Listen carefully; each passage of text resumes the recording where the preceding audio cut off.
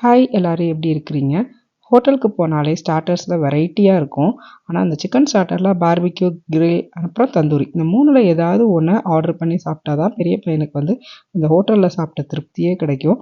ரொம்ப நாளாகவே என்னை டர்க்கி கிரில் பண்ணி தர சொல்லிகிட்டே இருந்தான். டர்க்கிலாம் எடுக்கிறது இருந்தால் மினிமம் 3 கேஜி வந்துடும். ஸோ 3 கேஜி டர்க்கியை கிரில் பண்ணால் யார் சாப்பிட்றது? அதனால் டர்க்கிக்கு பதிலாக சிக்கனை கிரில் பண்ணி தரேன்னு அவனை அப்படியே கன்வின்ஸ் பண்ணியாச்சு.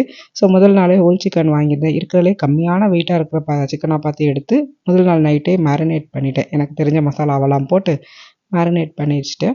ஸோ சண்டே ஆஃப்டர்நூனுக்கு கிரில் சிக்கன் பண்ணலான்னு அவனில் வச்சோன்னா அந்த அவன் ரொம்ப மக்கர் பண்ண ஆரம்பிச்சிருச்சு. 1 மணி நேரத்தில் முடிகிற வேலை 3 மணி நேரம் ஆச்சு கிரில் பண்ணி முடிக்க. அதோடு சேர்ந்து தண்ணி பார்த்திங்கன்னா ஹாட் வாட்டர் வரவே இல்லை. இது ஒரு ரிப்பேர் ஆயிடுச்சு. ஃபுல்லாக ஐஸ் தண்ணி தான் வந்துச்சு. பாத்திரம் கழுவ கையெல்லாம் விரைச்சி ஒரு மாதிரி ரெட்டிஷாக ஆயிடுச்சு. ஸோ ஒரு வழியாக பாத்திரமா கழுவி கிரில் சிக்கனை முடிச்சுட்டு லஞ்சுக்கு ஜீரா ரைஸ் அண்ட் கொஞ்சம் குழம்பு வச்சு முடிச்சிட்டேன்.